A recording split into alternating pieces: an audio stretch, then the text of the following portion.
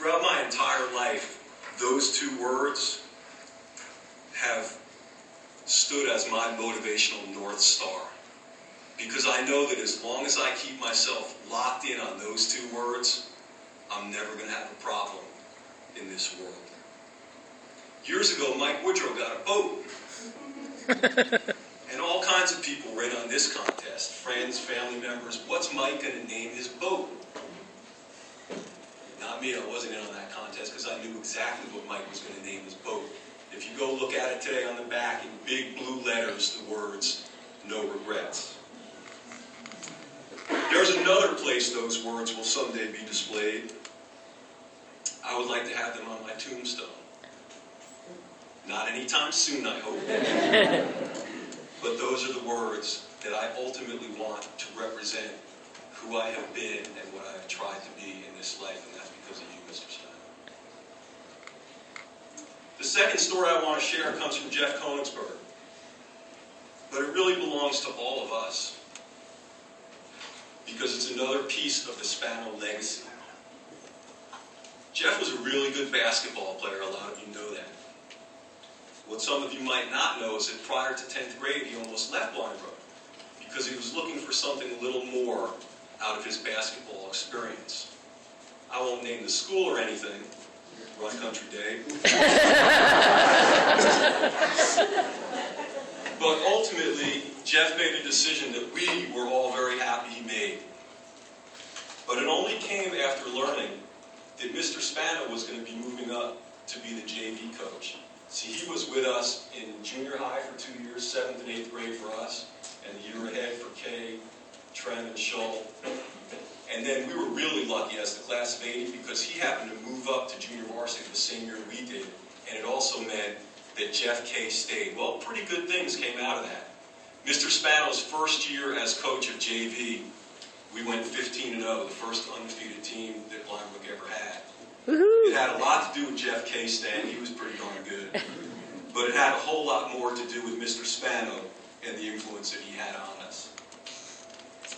We got these jackets that year that were really exciting for us. Mike Woodrow referred to them as like our Super Bowl rings. These blue windbreakers with the undefeated 15-0 on the back, and back then the thing was to get the hooded sweatshirts and the zip ones and zip it up and stick it out the back of your jacket and walk around. It was the greatest feeling in the world to have that jacket. But Jeff Kay got something else out of that. We also got a dinner at Marianacci's, which was fairly hilarious. That was the night that John Bartlick ordered the kitchen cacciatore at dinner. I know some of you will remember that. Trem, I know you remember that. But Jeff Kay got something else out of that season, that whole experience. He got his life's work out of that.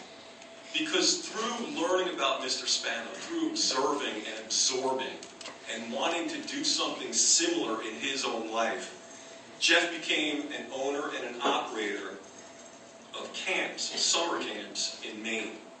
So when a boy goes to Camp Takaho now in Maine, it's really almost like a generational thing. It's Spano to Kay to the youth of today. And that, to me, is the power of Mr. Spano. That's the power of mentorship, and that's the power of the sports platform when used properly in our culture. On March 5th, the afternoon of March 5th, this group of 7, we received an email in the middle of the afternoon. I was sitting at my desk in Baton Rouge, Louisiana. Yes, I live in Louisiana.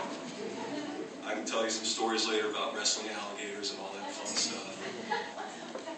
But I'll never forget getting this email, because 38 years later, Mr. Spano wanted us to know that that night he was going to be formally announcing at the school board meeting that he was retiring from Bolingbroke High School.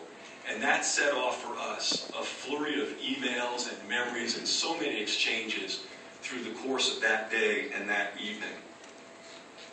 One of the first things that came to mind, milk.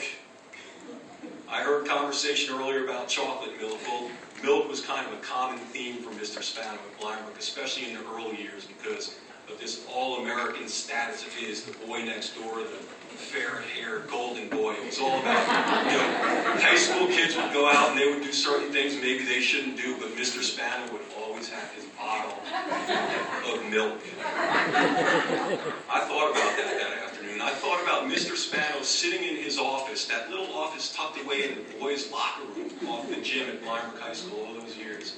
And I remember the phone ringing in there one day. Mike Woodrow was there with me. Jimmy Walsh was there as well. And the phone rang, and we were having a very serious meeting with Mr. Spano. I'm sure it was something really important about our team. And Mr. Spano, I can't believe I just said that. I never called him his first name. Mr. Spano got this look in his eye, and I didn't know what was coming, but he picked up the phone, and he said, "Jim in the gym." And thought that was about the funniest thing ever. And I mean, Mr. Spano, seriously, through the years, how many times have we teased you about the Jim in the gym? I remember him handing out cigars in 1976, the year that Todd was born. And I kept that cigar. I don't think we were really supposed to have them as kids. And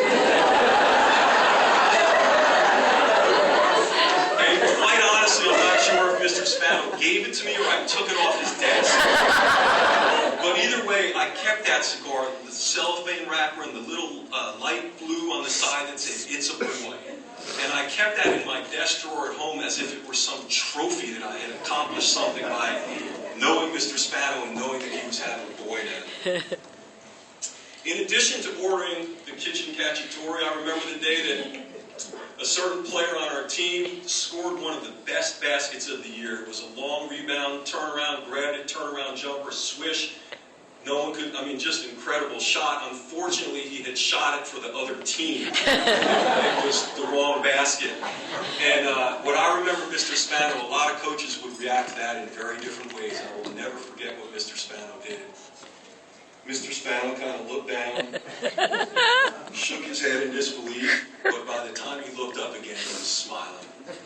And I'll tell you something, at that age, again, when you're in junior high, junior varsity basketball, what your coach does in response to your actions will mold who you are as a young man, as a teenager, and ultimately will affect you in ways that you could never even guess. And I will never forget that that's the way he responded to that absolutely ridiculous thing that happened on the basketball court. I remember selling garbage cans, candles, all kinds of things, so we could get this machine called